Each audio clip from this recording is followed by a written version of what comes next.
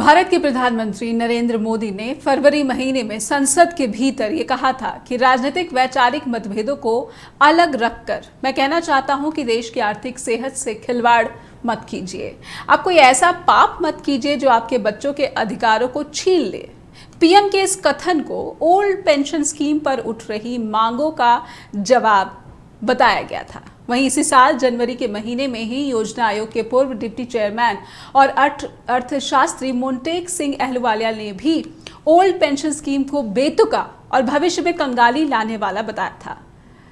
लेकिन भारत में सरकारी कर्मचारियों के विभिन्न संगठनों ने national movement for old pension scheme अभियान चला रखा है। इस अभियान के तहत सरकारी कर्मचारियों ने दिल्ली में अपनी ताकत दिखाई है और राजनीतिक दलों को आगाह किया है कि अगर ओपीएस लागू नहीं होता है तो फिर वोट की चोट से उसे हासिल किया जाएगा।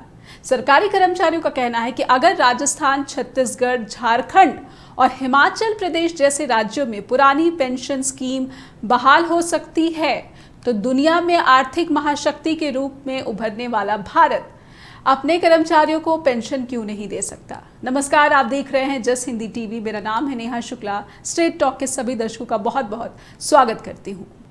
तो भारत के सरकारी कर्मचारियों के समर्थन में साथ देते हुए हरियाणा के पूर्व मुख्यमंत्री हैं और कांग्रेस के वरिष्ठ नेता भी भूपेंद्र हुड्डा ने अपने प्रदेश की जनता को दिल्ली से ही पैगाम भेज दिया है कि अगर हरियाणा में कांग्रेस सत्ता में आती है तो पहली कलम से ही सरकारी कर्मचारियों के लिए ओल्ड पेंशन स्कीम लागू कर देंगे।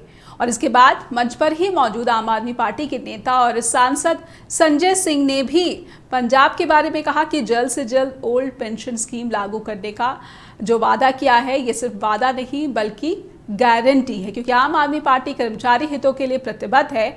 वो आश्वासन नहीं देती है बल्कि गारंटी देती है।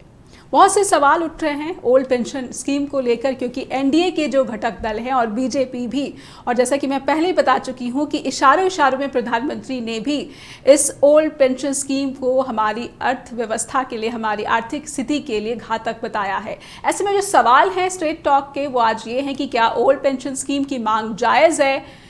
क्या बढ़ती महंगाई ने इस मांग को और प्रबल बना दिया है? क्योंकि महंगाई तो है ही, बेरोजगारी भी बहुत ज़्यादा चरम पर है। एक सवाल ये कि क्या आर्थिक नीतियों में संतुलन बनाकर इसे लागू किया जा सकता है, यानी कई जो खर्चे हैं वहां पर कंट्रोल करके संतुलन बना के क्या इस स्कीम के जरिए आम लोगों को फायदा पहुंचाया जा सकता है। और एक सवाल ये कि क्या ये सरकारों के लिए गले की फांस बन सकता है, जैसे कि आशंका कुछ अर्थशास्त्रियों ने जताई है। एक बात यह भी कि 2004 में इसे बंद करने का जो फैसला लिया गया था, क्या वो गलत फैसला था? हमारे साथ बहुत ही वरिष्ठ पैनलिस्ट जुड़ चुके हैं, विशेषज्ञ जुड़ चुके हैं। आइए उनका स्वागत कर लेते हैं स्ट्रेट टॉक में। हमारे साथ दिल्ली से वरिष्ठ पत्रकार जुड़ चुके हैं, आलोक भदौरिया सर। आलोक सर, बहुत बहुत स्वागत करती हूँ मैं आपका स्ट्रेट टॉक में। और हमारे साथ जुड़ चुके हैं समीरात्मज मिश्रा सर, आपका भी बहुत बहुत स्वागत, वरिष्ठ पत्रकार, देश के जाने माने। आपका भी बहुत बहुत स्वागत करती हूँ स्ट्रेट टॉक में समीरात्मज सर। और शुरुआत में आलोक सर आपसे करना चाहूँगी, कहीं ना कहीं इंडिया गठबंधन के जो तमाम दल हैं और कांग्रेस का भी ये जो गारंटी है ओल्ड पेंशन स्कीम को लेकर, ये बहुत एक जीत का जो है बड़ा हथियार माना जा रहा है। आम आदमी पार्टी हो या फिर गैर बीजेपी जहाँ जहाँ सरकार हो, बल्कि मैं महाराष्ट्र के जो डिप्टी सीएम है देवेंद्र फडणवीस, उनकी तरफ से भी एक स्टेटमेंट आई है कि वो इसे लेकर एक सकारात्मक सोच रखते हैं। कहां पर बात फंसती हुई नजर आ रही है आलोक सर? धन्यवाद नेहा जी। अगर हम लोग कुछ सरकारी आंकड़ों के आधार पर अगर देखें, दो चीजें प्रमुखता के साथ में आती हैं और मैं उसको दो तरीके से ही देखना चाहूंगा। पहला तरीका तो ये है कि नेशनल किन्वोल्वमेंट ऑर्गेनाइज सेक्टर में देश का कितना बड़ा वर्ग, कितनी बड़ी आबादी ऑर्गेनाइज सेक्टर में काम करती है, हमको ये भी जरूर ध्यान रखना चाहिए। और जो अनौपचारिक जो सेक्टर है, इनफॉर्मल जो सेक्टर है, अनऑर्गेनाइज्ड, वो करीब 86%। यानी हम बात केवल कर रहे हैं 14% की, 16%। बस पहली बात देखिए जी। तो अब सवाल तो एक ये भी उठता है कि अगर हम ये वेलफेयर की बात कर रहे हैं तो वेलफेयर के जो भी स्कीम्स हैं या जो भी वेलफेयर के जो कदम उठाए जाते हैं वो केवल एक ऑर्गेनाइज सेक्टर के लिए इसलिए उठा दिए जाए ताकि उनके पास में ताकत जाता है, संगठन की शक्ति है। पहला ये हुआ एक पहलू, जैसे मैं इसके निजी तौर पर मैं इसके पक्ष में नहीं, लेकिन एक दूसरा पहलू इसको कहने के साथ ही एक दूसरी चीज भी खड़ी होती है कि आप कहते हैं कि पेंशन की स्कीम से राज्य सरकारों पर और केंद्र सरकारों की आर्थिक स्थिति खराब होगी, बदहाल होगी। आंशिक तौर पर बिल्कुल सही है, लेकिन इसी साल आरबीआई ने एक आरटीआई के जवाब में बताया कि इस बार 10 लाख, मैं सही आंकड़ा देता हूं, 10,57,000 करोड़ यानी 129 बिलियन डॉलर ये आपने बट्टे खाते में डाल, एनपीए, ये एनपीए हो गए। मैं फिर से आंकड़ा बता रहा हूं, 10,57,000 करोड़, ये बहुत बड़ा आइटम। ये आंकड़ा कितने का साल का है? 5 साल का। और इसमें अगर वसूली की भी बात करें तो पिछले 3 सालों में जो वसूली हुई है वो हुई है सिर्फ 18%, यानी हमारा 82% जो हमने लोन दिया था, जो नॉन परफॉर्मिंग एसेट है, वो हमारा गड्ढे में चला गया, बट्टे खाते में चला गया। इसका मतलब क्या है? इसके लिए कौन जवाबदेह है? क्या वो अर्थशास्त्री इसके बारे में कुछ बात करना चाहते हैं? आरबीआई ने भी के अलावा और भी कोई रिपोर्ट्स आ रहे हैं, कुछ अर्थशास्त्री भी कह रहे हैं, सारे लोग चिंता जता रहे हैं कि भाई अगर ऐसा करेंगे तो देश डूब जाएगा, देश का बंटाधार हो जाएगा, अर्थव्यवस्था कराने लगेगी, बदहाली में चली जाएगी। एक चलो कुछ सेकंड्स के लिए, 4 सेकंड्स के लिए मैं इनकी बात को मान लेता हूँ, ठीक है। आपकी जो गवर्नमेंट की जो टोटल जो रेवेन्यू आता है, रेवेन्यू का 40% तो आप इंटरेस्ट के पेमेंट पे दे देते हैं। और इंटरेस्ट का पेमेंट कैसा?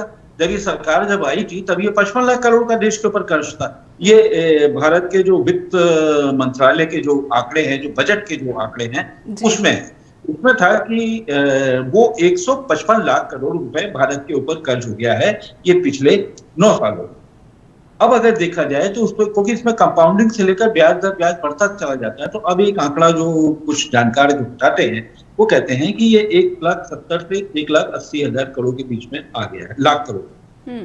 तो आप एक चीज ये बताइए, आप इतना कर्ज ले रहे हैं, काम क्या कर रहे हैं? पहला, आपने क्या काम किया? आपने एयरफोर्स के तरीके से एक, आपने अमेरिका का जो है उसके तरीके से एक आपने जहाज खरीद लिया 8,500 करोड़ के। क्यों? आपने सेंट्रल विस्टा में 20,000 करोड़ रुपए लगा रहे हैं। क्यों? क्या पुरानी संसद से काम नहीं चल सकता है? अगर ये तो देखिए वैसे बुनियादी सवाल है कि हमको देखना पड़ेगा। हमेशा आप कॉर्पोरेट को तो आप देते चले आ रहे हैं, कॉर्पोरेट को छूट देते चले जा रहे हैं, कॉर्पोरेट को आपने 1,45,000 करोड़ के आपने कॉर्पोरेट टैक्स के माफ कर दिए थे। उसका हुआ क्या? कितने उद्योग धंधे लगे, कितनी एंसिलरी इंडस्ट्री। देखिए, बड़े अगर कॉर्पोरेट का निवेश आता है तो केवल वो निवेश ही नहीं होता है, उसके साथ में एंसिलरी यूनिट, बहुत सारी सहयोगी यूनिट भी लगती हैं, उनमें भी हजारों लाखों को रोजगार मिलता है। अगर लाखों को रोजगार मिलेगा तो यानी लोगों के हाथ में पैसा आएगा, वो खर्च करेंगे, वो खर्च करेंगे तो मांग बढ़ेगी, मांग बढ़ेगी तो निजी निवेश अपना पूंजी, फिर से पूंजी लगाएगा, तो एक साइकिल बनता है जी। आपने तो वो साइकिल बना नहीं, आपने वहां पर छूट भी दे दी। तीसरा, मैं एक और मानवीय तरीके से मैं एक सोचना चाहता हूं कि आप कहते हैं कि पेंशन नहीं देंगे, बड़ा खर्च होगी, बड़ी बदहाली होगी, तो क्या कोई मेरे को ये बताएगा मध्य प्रदेश का इलेक्शन हो रहा है और 2-2 पन्ने के विज्ञापन पूरे देश भर के अखबारों में दिए जा रहे हैं दिल्ली में, क्या दिल्ली का मतदाता उनको वोट देने जा रहा है? उत्तर प्रदेश के सारे विज्ञापन आपके दिल्ली में सब बस स्टैंड से लेकर सब होर्डिंग्स लगे हुए हैं, क्या दिल्ली का सारा मतदाता उत्तर प्रदेश में आता है? क्या ये 2-2 और 1-1 पेज के जो विज्ञापन दिए जाते हैं, क्यों दिए जाते हैं? क्या इसमें कोई पैसा खर्च होता है? एक चीज मैं और बताऊं, अभी आपने कहा था कि मैंने कहा था 40% तो ब्याज में चला जाता है जो चुकाना पड़ता है सरकार को। एक चीज और है, इन्हीं सरकारी आंकड़ों में जो ये अर्थशास्त्री और तमाम जो सरकारी जो अर्थशास्त्री हैं जो ये कहते हैं कि बड़ा पैसा जाता है, अरे आंकड़े तो बताते हैं कि 40% आपका ब्याज में जाता है और 9% आपका पेंशन में जाता है, बाकी तो सैलरी से जी। लेकिन सर, तो आपकी ये तमाम बातें जो हैं वो तार्किक हैं और समझ में भी आती हैं, लेकिन जब बात मोंटेक सिंह अहलूवालिया की आ जाती है, जब वो कहने लगते हैं कि ये जो है बहुत ही गले की फांस बन जाएगा या फिर बहुत गंभीर आर्थिक परिणाम इसके सामने आएंगे। आज हम ये समझने की कोशिश कर रहे हैं कि ओल्ड पेंशन स्कीम की जो मांग उठाई जा रही है कर्मचारियों की तरफ से, ये मांग कितनी जायज़ है और क्या जो खतरा बताया जा रहा है, क्योंकि पीएम नरेंद्र मोदी ने भी सदन के भीतर फरवरी में ये कहा था कि ये कहीं ना कहीं जो है इशारों इशारों में, सीधे तौर पर उन्होंने नहीं कहा था कि ये अपने बच्चों के अधिकारों को छीन लेने जैसा होगा। समीरात्मक सर, आप किस तरह से देखते हैं ओल्ड पेंशन स्कीम की जो मांग उठी है, और कांग्रेस, आम आदमी पार्टी या फिर अलग अलग जो नेता हैं, एनडीए में भी कुछ ऐसे नेता हैं जिन्होंने इस स्कीम को जो है समर्थन किया, इसे नकारा नहीं है, आप किस तरह से देख रहे हैं? क्या वाकई ये आर्थिक स्थिति को और ज्यादा जो है धराशायी कर देगा? समीरात्मक सर। जी, दो बातें हैं। एक तो आर्थिक बोझ तो इससे पड़ेगा ही, इसमें तो कोई संदेह नहीं है। लेकिन दूसरी बात यह भी है कि आर्थिक बोझ तो तमाम चीजों से पड़ता है ना। जब आप कर्मचारियों को रखे हुए हैं, नौकरी पे रखे हुए हैं, तब भी आर्थिक बोझ पड़ रहा है। लेकिन आपने 60 साल तक अगर उनसे काम लिया है, तो उनकी वो भी, अगर उनको लगता है कि चूंकि जो सरकारी सेवा में आता है वो नौकरी बदलने वाली स्थिति उसके सामने तो होती नहीं है, बहुत कम होती है। वैसे होती तो है, ऑप्शंस वहां भी खुले रहते हैं। तो होता क्या है कि फिर उसको एक सोशल सिक्योरिटी चाहिए होती है। सोशल सिक्योरिटी के लिए ही आमतौर पर लोग सरकारी सेवा को प्रिफर भी करते हैं। बाहर अगर उनको दूसरे बहुत कंपैरेटिवली ज्यादा फायदे भी दिखते हैं, तब भी कई बार लोग, तो यही सारी सोशल सिक्योरिटीज हैं जिनकी वजह से सरकारी सेवा को लोग प्रेफर करते हैं। तो अगर वहां पर आप 60 साल तक किसी सरकारी सेवा में व्यक्ति से आप काम ले रहे हैं, तो आप उसकी सोशल सिक्योरिटी की अगर उसकी डिमांड है, तो ये कोई नाजायज डिमांड तो नहीं है। आप ये कह करके नहीं खारिज कर सकते हैं कि इससे बहुत ज्यादा बोझ बढ़ेगा। बोझ बढ़ेगा निश्चित तौर पर, आप अभी नहीं दे रहे हैं, जब आपको देना पड़ेगा। बोझ तो तब भी था जब दिया जा रहा था, 2004 के पहले जब ये व्यवस्था, 3 के पहले जब ये व्यवस्था लागू थी जी, तब भी तो बोझ था। और तब तो बहुत ज्यादा भारत की स्थिति भी आर्थिक रूप से दिनों दिन इधर बढ़ी हुई है। उसके पहले जब थी, या मैं अगर 80 और 90 के दशक की बात करूं, जब ये व्यवस्था ये चालू थी, तो तब तो आर्थिक स्थिति और ज्यादा कमजोर रही होगी, लेकिन तब दिया गया। आज ऐसी कौन सी दिक्कत है कि नहीं दिया जा रहा है? दूसरे ये भी है कि जो सर अभी कह रहे थे, आलोक सर कह रहे थे कि आपके पास बहुत सारे रिसोर्सेज है, आपके पास इतना जो नॉन परफॉर्मिंग एसेट्स है पड़े हुए हैं, और दूसरे आप सरकार के पास रेवेन्यू जनरेशन के बहुत से साधन है। रेवेन्यू जनरेशन बहुत ज्यादा बढ़ा भी है पिछले कुछ 2-3 दशकों में, और वो लगातार बढ़ रहा है। तो अगर आप केवल ये कह दीजिए कि इससे पेंशन देने से ये होगा, तो मेरा ये मानना है कि फिर बोझ जो है वो तनख्वाह देने में भी है। इसका मतलब आप फिर एम्प्लॉय ही मत रखिए। दूसरी बात यह है कि जिन राज्यों में अभी पेंशन व्यवस्था को खत्म करने के बाद, जिन राज्यों ने भी हाल फिलहाल अपने यहाँ चुनावी वायदे किए, और वायदे के बाद उन्होंने जीत के बाद उसको लागू किया है, तो ये बर्डन उनके ऊपर भी तो है। वो कैसे मैनेज कर रहे हैं? या फिर अगर इस तरह की ये चीजें आपको लगता है कि ये वास्तव में बोझ है, तो आप पूरी तरीके से आप रिजिड रहिए कि ये किसी भी स्थिति में हम लागू नहीं कर पाएंगे। आप अपने घोषणा पत्र में भी लिखिए कि हाँ, ये देश पर बहुत ज्यादा आर्थिक बोझ डालने वाला ये मुद्दा है, और इसको हम, यानी आप कहना चाहते हैं कि अगर नहीं कर सकते तो स्पष्टता दे देनी चाहिए कि हम नहीं कर सकते, दे देनी चाहिए। जी हाँ जी। लेकिन राज्यों के कर्जों की जो स्थिति है, जिसपे सीएजी ने भी चिंता जताई है, आंध्र प्रदेश में ही 53,000 करोड़ का जो है कर्ज बताया जा रहा है। कई जो राज्य है सर, ये एक आंकड़ा है कि लगभग 15 से लेकर 30,000 करोड़ तक का जो कर्ज है राज्य सरकारों ने इसी साल लिया है। तो ये राज्य सरकारों की जो है आर्थिक स्थिति है। तो क्या ऐसे में अगर देखा जाए कि ये ओल्ड पेंशन स्कीम है, ये कितना फिजिबल लगता है? और रेवेन्यूज की जो बात कर रहे हैं आप, अगर रेवेन्यूज की बात कर रहे हैं तो वो कमाई कहाँ जा रही है? ये तो बिल्कुल स्पष्ट रूप से समझ भी नहीं आता कि ना रोजगार है, ना सरकारी विभागों में रोजगार है, ना जो कि अनऑर्गेनाइज सेक्टर है वहां पे भी रोजगार नहीं दिखता। तो फिर पैसा जा कहाँ रहा है? आम आदमी को समझ नहीं आ रहा। समीरात्मक सर, आम आदमी के समझ में इसलिए नहीं आ रहा है कि उसको समझाने की कोशिश नहीं की जा रही है। बहुत वाजिब आपका सवाल है कि पैसा फिर जा कहाँ रहा है। दरअसल फिर यही होता है कि जो कई सारे लोग जो ये बार बार ये लगता है कि ये विपक्ष इसको उठाता है, इंटेंशनली उठाता है, लेकिन उन बातों में दम है कि जब हजारों लाखों करोड़ रुपए लोग लेकर के फरार हैं और उन पैसों की रिकवरी का हमारे पास कोई मैकेनिज्म नहीं है जी, तो ये पैसा फिर इसी तरीके से जा रहा है। और दूसरे एक चीज और भी है, जो ये न्यू पेंशन स्कीम का जो ये फॉर्मेट है, दरअसल जो अर्थशास्त्रियों का ये मानना है और कहना भी है, उनके पास उसके लॉजिक्स भी हैं कि ये पूरी की पूरी व्यवस्था ही इसीलिए लागू की गई थी कि सरकार के सहयोग से, चूंकि एम्प्लॉइज जो है सरकारी एम्प्लॉय ये बहुत बड़ी संख्या में, और एक मैकेनिज्म लागू होता है तो वो उनके सब पर एक तरीके से लागू हो जाता है, एक बहुत बड़े मास में लागू हो जाता है। वो कॉरपोरेट सेक्टर्स को फायदा पहुंचाने के लिए ही, शेयर मार्केट को ही एक्सपेंड करने के लिए ही बेसिकली एनपीएस का जो सिस्टम था वो इंट्रोड्यूस किया गया था जी। और दूसरी सरकार को ये लगा कि हाँ ये बहुत बड़ा बोझ हमारे ऊपर से खत्म हो जाएगा। शुरुआती दौर में भी इसका विरोध हुआ, लेकिन तब कुछ लोगों को ये लगा होगा कि शेयर मार्केट में जाएगा पैसा, हो सकता है कि बढ़ करके मिले, इकट्ठा पैसा मिले, तो लोगों को इतना ज्यादा नहीं समझ में आया। उनको लगा कि ये पेंशन की तुलना में, कुछ लोगों को, बहुत सारे लोगों ने तब भी विरोध किया जी। तो लोगों को लगा, लेकिन अब जब उनको ये लग रहा है कि नहीं, ये तो जो पुरानी पेंशन की व्यवस्था थी, जो नौकरी खत्म जब होती थी, रिटायर होते थे और फिर जो उस समय जो सैलरी होती थी उसकी लगभग हाफ सैलरी उनको मिलती थी, तो वो कहीं ज्यादा उनके लिए बेनिफिशियल थी।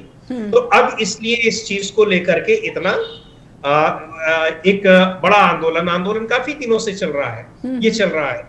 अब जाहिर सी बात है कि जो एम्प्लॉई है वो तो ये डिमांड करेंगे ही कि उनको चाहिए, लेकिन अगर आपके पास उसको देने का पैसा नहीं है, वास्तव में बोझ पड़ेगा, तो एक तो उसमें स्पष्टता, क्लैरिटी लाने की जरूरत है, और दूसरे इस बात की भी जरूरत है, ये भी आपको बताना पड़ेगा कि भाई क्या पेंशन से ही सारा बोझ पड़ रहा है। और फिर एक जो बहुत वाजिब सवाल ये पूछा जाता है कि क्या सरकारी कर्मचारियों की पेंशन की बड़ा बोझ पड़ता है?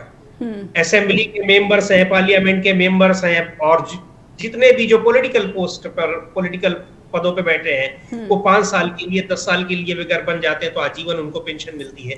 तो पेंशन को लेकर के ये दोहरा रवैया फिर क्यों होना चाहिए? फिर वहां भी पेंशन खत्म होनी चाहिए। इसका अंदाज़ा शायद विपक्षी अलायंस इंडिया गठबंधन को लग चुका है, इसलिए तमाम जो दल हैं इंडिया गठबंधन के वो इसे खुलकर समर्थन दे रहे हैं। आलोक भदौरिया हमारे साथ जुड़े हुए हैं। सर, मैं समझना चाहूँगी कि जिस रेवेन्यू मॉडल की बात, अगर मैं मोदी सरकार के रेवेन्यू मॉडल की बात करूँ, वंदे भारत ट्रेन जो है वो रेलवे का एक बहुत बड़ा प्रोजेक्ट कहा जाता है। इस ट्रेन को शुरू करने के पीछे जो उम्मीद लगाई जा रही थी, कितना जो रेवेन्यू कमाई जो है इससे हो रहा है, और ये जो कमाई है, क्या इसका फायदा जो है आम लोगों को जो है, या फिर कर्मचारियों को जो है वेतन के रूप में या फिर महंगाई भत्ते के रूप में क्यों नहीं मिल पा रहा है? मैं सीधे सीधे ये समझना चाहती हूँ। देखिए, 2 चीजें हैं। आपके 2 सवाल थे। एक जो पिछला सवाल है, मैं सबसे पहले जवाब इसी का देना चाहूंगा। आपने पूछा था कि पैसा जाता कहाँ, तो पैसा जाता कहाँ, इसके बारे में एक सांख्यिकी मंत्रालय है, स्टैटिस्टिकल मिनिस्ट्री, उसने लिखा था कि हमारे 830 प्रोजेक्ट ये देरी से चल रहे हैं, जिसकी वजह से उनकी जो कॉस्ट है वो 4,77,000 करोड़ बढ़ गई। यानी आपका आधा पैसा तो वहां चला है। तो अगर आप ये बात करते हैं कि पॉलिसी पैरालिसिस है, डिसीजन है, हम इम्प्लीमेंट कितना कर पाते हैं, समय पे नहीं कर पाते हैं, तो ये उसका भी एक नतीजा है। दूसरा, आपका वंदे भारत के लिए मैं आपको यही कहना चाहूंगा कि देश में आप 82 करोड़ को आप राशन देते हैं। क्यों देते हैं राशन? उनमें से कितने लोग हैं कि वो सामान्य ट्रेन में चलेंगे या वंदे भारत या तेजस में चलेंगे? जी, ये आप बताइए। तेजस की ऑक्यूपेंसी क्या है, इसके बारे में भी बताया जाना चाहिए। मेरा एक मानना है कि जिस देश में गाड़ी खरीदने से पहले ये सोचा जाता है, गाड़ी छोड़िए, मोटरसाइकिल मतलब 4 पहिया वाहन छोड़ दीजिए, 2 पहिया वाहन खरीदने से भी पहले पूछा जाता है कि इसका एवरेज क्या है। ये एक परिपाटी है इस देश में, मिजाज है, क्योंकि ये देश बहुत ही प्राइस सेंसिटिव है। इसलिए प्राइस सेंसिटिव है क्योंकि यहाँ पर व्यक्ति आय बहुत कम है। कुछ धनाढ़ लोगों को छोड़ दीजिए, उसके आधार पर आपका जरूर वो $2200-2400 आपका पर पहुंच जाता है पर कैपिटा इनकम, लेकिन आप उस पर मत जाइए, क्योंकि उसको इतना पहुंचाने में आपको अदानी, अंबानी और 2-4 कॉर्पोरेट को माइनस कर दीजिएंगे तो प्रति व्यक्ति आय आपकी और नीचे चली जाएगी। तो अब सवाल यह है कि आपका वंदे भारत क्यों नहीं फुल चलती? आखिर आप शताब्दी को उससे क्यों बदल रहे हैं? आपको कितना फायदा हुआ, कितने मिनट का फायदा हुआ? मेरा सबसे प्रमुख सवाल ये, जितने मिनट का फायदा हुआ, क्या उसके मुकाबले किराया आपने कितने प्रतिशत बढ़ा दिया? पहला। दूसरा, एक आपने ये तैयारी करनी है कि आपको याद हो कि कुछ साल से पहले, आज से करीब 4 साल पहले, नीति आयोग ने एक दस्तावेज तैयार किया था जिसमें देश की 151 ट्रेनों को निजी हाथों के हवाले करने की तैयारी की। उनमें से लेकिन आश्चर्य की बात है कि केवल 2 लोगों ने भाग लिया था टेंडर में, उनमें से एक गवर्नमेंट की आईआरसीटीसी। तो आप इससे अंदाजा लगा सकते हैं कि ये निजी आप कर रहे हैं तो, लेकिन कोई वो लेने नहीं आ रहा है। इसलिए लेने नहीं आ रहा है क्योंकि आपका जो मास ट्रांसपोर्ट है 2 करोड़ लोगों को जिनको रेलवे रोज होती है जी। तो उसमें ज्यादातर लोग एक आम है, वो लोग हैं आपके 82 करोड़ जिसको आप राशन देते हैं, वो भी हैं, आप उसको क्यों नहीं स्वीकार करते हैं? तो वो भी है। तो ऐसी स्थिति में आप वंदे भारत बनाते चले जा रहे हैं, बनाते चले जा रहे हैं। अब किराए क्यों बढ़ाते चले जा रहे हैं, तो बताएं, इसके बारे में तो बताएं। अगर मान लीजिए अगर 500 किलोमीटर की दूरी में अगर आपने 100 से 200 रुपए किराया अगर आप ज्यादा बढ़ा दिया, क्या 100-200 रुपए कोई मायने नहीं रखते? आप बताइए भारत में न्यूनतम क्या है? तेंदुलकर समिति ने क्या रिपोर्ट दी थी? उसके बाद में एक और समिति बनी जालन वाले, उसमें क्या रिपोर्ट थी? जिस देश में 27-42-60 रुपए रोजाना इनकम पे बात चल रही है, आप कहते हैं 100-200 रुपए के कोई मायने नहीं रखते हैं साहब, बहुत मायने रखते हैं। भारत केवल मेट्रोस में रहने वालों का ही नहीं है, मेट्रोस के अलावा बहुत सारे लोग भी। तो वंदे भारत को आप ये कह रहे हैं कि वंदे भारत को आप पूरा एक मास ट्रांसपोर्ट बना रहे हैं। वंदे भारत रिजर्व ट्रेन है। आप बताइए यहाँ पर कितने लोग मेहनत कश लोग, उनको पहले से छुट्टी मिल पाती है? कुछ अगर जैसे बिहार के कुछ देख लीजिए या इधर का देख लीजिए, जो आते हैं छठ पे जाते हैं या होली पे जाते हैं तमाम लोग, उनमें से कितने लोगों को छुट्टी मिल पाती है? ये सब असंगठित क्षेत्र के लोग हैं। बहुत सारे लोग इन ट्रेनों में सफर करते हैं, किस तरीके से सफर करते हैं। तो हमको ये देखना चाहिए कि ये जो मास ट्रांसपोर्ट है, ठीक है आपने कुछ बड़े लोगों के लिए आपने बुलेट ट्रेन बना दी, ठीक है, कुछ अपने वंदे भारत चला दीजिए, तेजस भी चला दीजिए, एक बुके में सारी चीजें होनी चाहिए देश में, वो ठीक है। लेकिन पूरे देश की ट्रांसपोर्टेशन की रीढ़ वंदे भारत नहीं हो सकती, ना तेजस हो सकती है। इस बात को हमको मान लेना चाहिए। जब तक ये नहीं मानेंगे, तो यहाँ पे तो ये जो रेवेन्यू जनरेशन का एक मॉडल था जी, आप मानेंगे कि ये जो रेवेन्यू जनरेशन का एक आधार था या तरीका था, ये पूरी तरह से असफल हो चुका है और इसके पीछे अब और ज्यादा खर्च नहीं करना चाहिए केंद्र सरकार को? नहीं, मैं आप इसको रेवेन्यू जनरेशन का कहते हैं, मैं इसको रेवेन्यू जनरेशन का नहीं मानता हूं। मैं कहता हूं सरकार का अपने कर्तव्यों से पल्ला झाड़ने से है, अपने जिम्मेदारियों से पल्ला झाड़ने वाली बात थी। तो आप निजी ट्रेन चला रहे थे तो रेलवे कोई निजी वाले भी तो पैसे खर्च करें। निजी वाले क्या अपने ट्रेन बनाने में, बोगी बनाने में खर्च कर रहे हैं? नहीं कर रहे हैं। पटरियां आपकी, ट्रेनें आपकी, एक्सीडेंट होगा मुआवजा आपका। तो भैया उनको फिर प्रॉफिट किस बात के लिए आप दे रहे हैं? आपको चलाने में क्या गुरेज है? अगर आप ये कहते हैं कि एफिशिएंसी बढ़ाना अगर बहुत जरूरी है, बिल्कुल जरूरी है, ऑपरेटिव रेशियो आपका अच्छा होना चाहिए। रेलवे आज भी रेलवे का ऑपरेटिव रेशियो बहुत पुअर है। 100 रुपए कमाने के लिए 100 से ज्यादा खर्च करता है, आज सही है। तो मामला क्या है? मामला ये है कि क्या आप किसी कंपिटेंट को वहां पे ला रहे हैं या नहीं ले रहे हैं। औने पौने दामों में अपने निजी किसी उद्योगपतियों के हवाले कर देने से देश में इसकी कार्य क्षमता नहीं बढ़ने वाली है। ये मेरा एक, क्योंकि वो अपनी शर्तों के आधार पर ही फिर जो है नियम कायदे बनाते हैं और इसका नुकसान सीधे सीधे आम लोगों को भुगतना पड़ता है। समीरात्मक सर हमारे साथ जुड़े हुए हैं। सर क्या लगता है अब जो 5 राज्यों के जो चुनाव है, ओपीएस जो है एक बड़ा मुद्दा, क्योंकि कांग्रेस वादा कर चुकी है और कमोबेश आंध्र प्रदेश भी जो है एक गारंटी पेंशन स्कीम भी लेकर आया, क्योंकि वो भी स्थिति को समझ रही है कि जो सरकारी कर्मचारियों का ये जो आंदोलन है ये शायद और ज़्यादा जो है एक गंभीर रूप ले सकता है। इसलिए समय पर ही उन्होंने अभी ये एक गारंटी पेंशन स्कीम भी लाए हैं जिसमें 40% के आधार पर जो है पेंशन की बात कही गई है। समीरात्मक सर, कितना बड़ा मुद्दा आप देखते हैं इन 5 राज्यों के जो विधानसभा चुनाव हैं उसे देखते हुए? देखिए, चुनाव के लिहाज से तो बड़ा मुद्दा है ही, बिल्कुल बड़ा मुद्दा है, क्योंकि अभी पिछले दिनों जब कुछ राज्यों में चुनाव हुए वहां भी मुद्दा था और वहां उसने जो एनडीए गवर्नमेंट को या एनडीए अलायंस को नुकसान पहुंचाया है।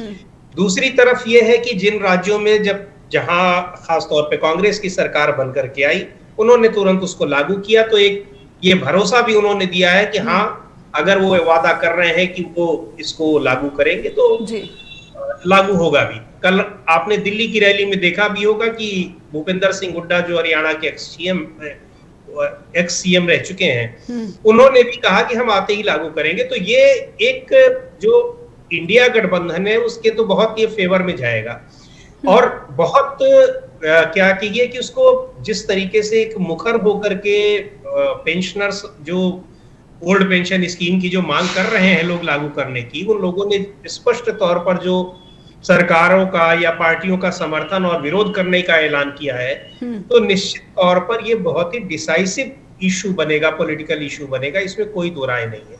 एक बात और हम आपको बताएं कि उत्तर प्रदेश में जो 2022 में विधानसभा चुनाव हुए जी, उसमें भी ये बहुत बड़ा मुद्दा था और उसमें भी एम्प्लॉयज जो थे उनकी बड़ी संख्या थी जो कि इस मामले में बीजेपी सरकार के विरोध में थी। ये अलग बात है कि बीजेपी सरकार दोबारा अपनी सरकार बनाने में कामयाब रही, लेकिन ओल्ड पेंशन स्कीम को लेकर के उसको नुकसान उठाना पड़ा। इसीलिए जो मेजॉरिटी उसको 2017 में मिली थी, वो मेजॉरिटी वो 2022 में उसको नहीं मिल पाई।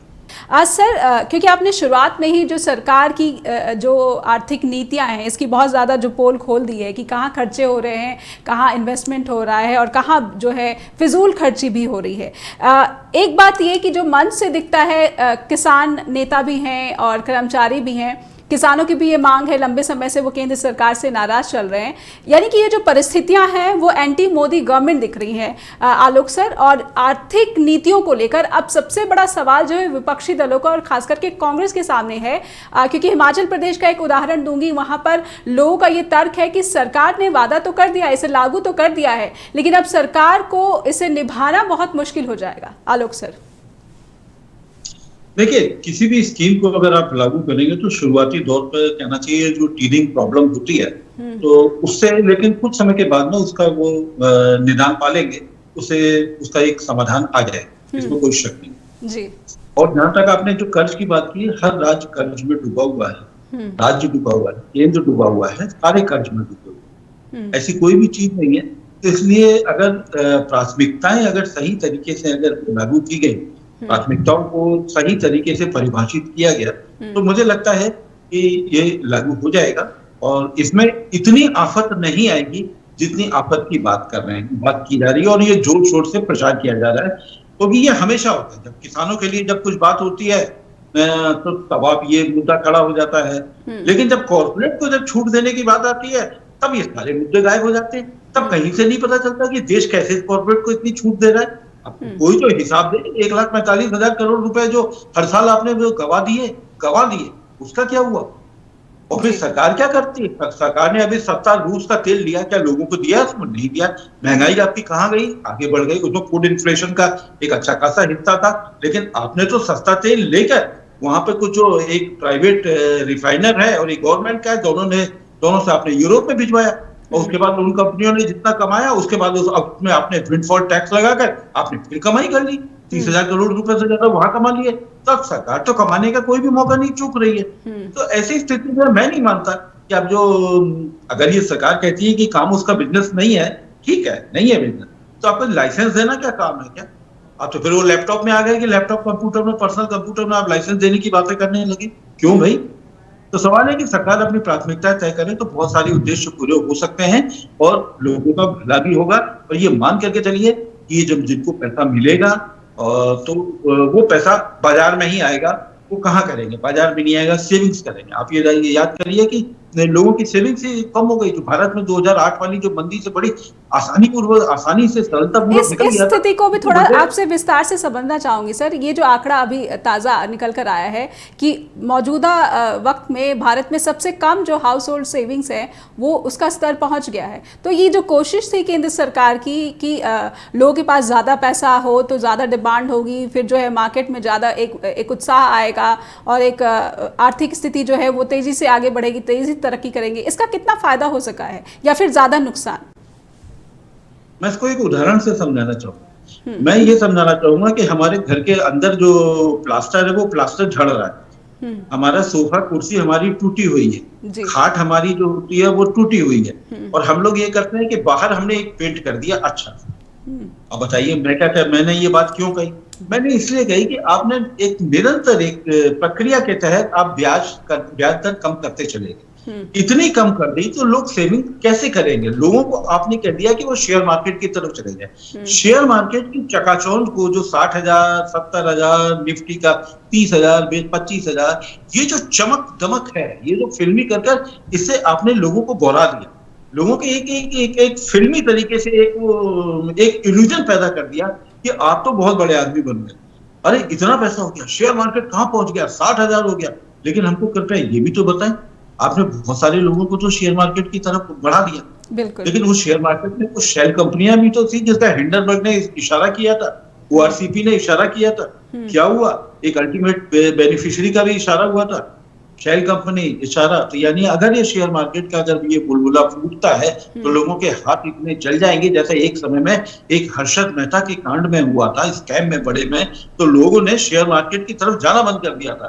तो अब इसीलिए सेविंग्स की कम हो रही है, अब ये भी लेकर चलिए। और दूसरा एक पहलू ये है सेविंग्स कम होने का कि महंगाई इतनी ज्यादा बढ़ गई है कि लोगों को अपना पीएफ से पैसा निकालकर अपना रोजी रोटी का चलानी पड़ रही है, खाना खाना पड़ रहा है, घर के काम निपटाने पड़ रहे हैं। इस वजह से भी सेविंग कैसे होगी ये भी तो समझना पड़ेगा। वो बेहद मजबूरी, बहुत मजबूर स्थिति में देश के लोग पहुंच गए। बिल्कुल। और वो लोग जो जी बिल्कुल, और वो लोग मजबूर स्थिति में हैं जो बहुत ज़्यादा, जो एक बहुत बड़ी आबादी है, बल्कि बहुत कम लोग हैं जो एक बहुत मजबूत आर्थिक स्थिति में पहुंचे, बल्कि ज़्यादातर जो लोग हैं वो बहुत ही संघर्ष कर रहे हैं अपनी रोज़मर्रा की ज़रूरतों को पूरा करने के लिए भी। समीरात्मक सर हमारे साथ जुड़े। सर, मैं समझना चाहूँगी कि किसान और सरकारी कर्मचारी ये मिलकर क्या सरकार को बहुत बड़ा नुकसान पहुँचाने का इरादा रखते हैं, अगर उनकी जो मांगे हैं, क्योंकि महंगाई और बेरोजगारी, इनका सीधा सीधा कनेक्शन सरकारी कर्मचारियों से भी और किसानों से भी दिखता है। और ये दोनों मोर्चे पर केंद्र सरकार की जो नीतियां हैं पिछले 9 वर्षों में, मैं कह सकती हूं कि ये असफल नजर आ रही, असंतुष्ट इस वर्ग को सरकार की नीतियों से देखा जाता है। क्या कहते हैं, बहुत बड़ा मोर्चा अब सरकारी कर्मचारी किसानों ने खोल दिया है? जी, निश्चित तौर पर ये अगर जो नाराजगी है किसानों में तो पिछले काफी समय से है। हालांकि सरकार ने जो नाराजगी की उस समय मुख्य वजह थी उसको दूर कर दिया और वो एग्रीकल्चर बिल ही वापस ले लिया। लेकिन ऐसा नहीं है कि एग्रीकल्चर बिल वापस लेने से किसान फिर से खुश हो गए। उस समय जो वादे किए गए थे सरकार ने उनमें से कोई वादा अभी तक पूरा नहीं किया और उसको लेकर के किसान भी अब एक बड़े आंदोलन की तैयारी में है। दूसरी ओर ये ओल्ड पेंशन स्कीम का मामला है और ये सीधे सीधे क्या है कि ये अब जैसे कर्मचारियों को ही हम लें तो कर्मचारी ये लाखों करोड़ों की संख्या में ये हैं और प्लस इनसे जुड़े हुए या इन पे डिपेंडेंट लोग हैं, तो ये बहुत बड़ी तादाद है। और दूसरे ये भी है, स्पेशली अगर हम कर्मचारियों की बात करें तो कर्मचारी जो वो समुदाय है जो कि पूरे सिस्टम में इन्वॉल्व रहता है जी। बिना उसके आपका कोई काम नहीं हो सकता है। तो सरकार का एक तरीके से सरकार रूपी मशीनरी है, गाड़ी है, उसके वो छोटे छोटे कल पुर्जे हैं। तो अगर वो तबका नाराज रहता है, वो आपसे खफा रहता है, तो उसकी नाराजगी का खामियाजा आपको कई स्तरों पर भुगतना पड़ेगा।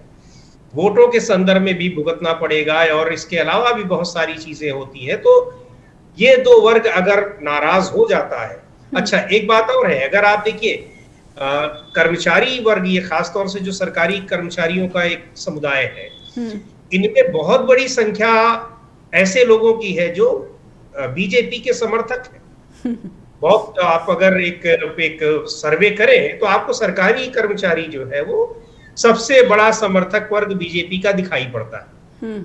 लेकिन इस मुद्दे पर, ये ओल्ड पेंशन वाला जो मुद्दा है, मुझे याद आ रहा है 2022 के विधानसभा चुनाव में जब वहां मैं उसको कवर कर रहा था, मैंने देखा कि कई लोग ऐसे थे परिवारों में कि वो चाहते तो थे कि वो बीजेपी को वोट दें, लेकिन उनके परिवार में जितने ओल्ड पेंशन स्कीम से जो प्रभावित हो रहे थे लोग, यानी जिनको जो एनपीएस वाले दायरे में आ रहे थे, उनका कहना था कि किसी कीमत पर हम नहीं देंगे। वहीं जिनको पुरानी वाली पेंशन जो मिल रही थी, यानी जो पुराने एम्प्लॉय थे, वो कह रहे थे कि हम तो बीजेपी को ही वोट देंगे। तो ये बहुत बड़ा फैक्टर, और खासतौर से बीजेपी के अगेंस्ट जाने वाला, क्योंकि आपका समर्थक वर्ग नाराज हो रहा है। बिल्कुल बिल्कुल, यानी कि एक जो समर्थक, जो कट्टर समर्थक वर्ग है, वो भी ओपीएस पर, सरकार का, बीजेपी का साथ छोड़ सकता है। बहुत बहुत धन्यवाद करना चाहूँगी समीरात्मक सर आपका भी कि आपने समय निकाला, हमारे साथ जुड़े। आलोक सर आपका भी बहुत बहुत धन्यवाद, आपने विशेष समय निकाला स्ट्रेट टॉक के लिए। और अब मैं अपने दर्शकों से अनुरोध करती हूँ कि आपको ये कार्यक्रम कैसा लगा, अपना फीडबैक अवश्य भेजें info@justbroadcasting.com पर, और neha@justbroadcasting.com पर भी मुझे आपके ईमेल्स का हर रोज़ इंतज़ार रहता है। अपना ख्याल रखिए, फिर होगी मुलाकात। धन्यवाद।